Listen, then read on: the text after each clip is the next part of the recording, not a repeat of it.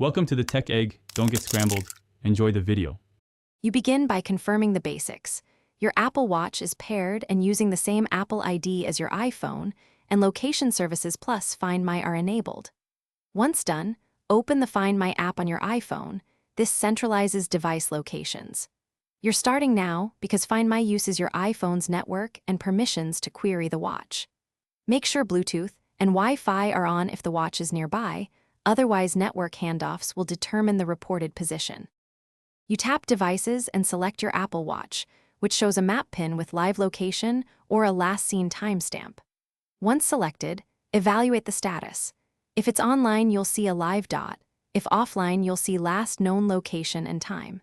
Use play sound to find it nearby and directions to navigate to its position.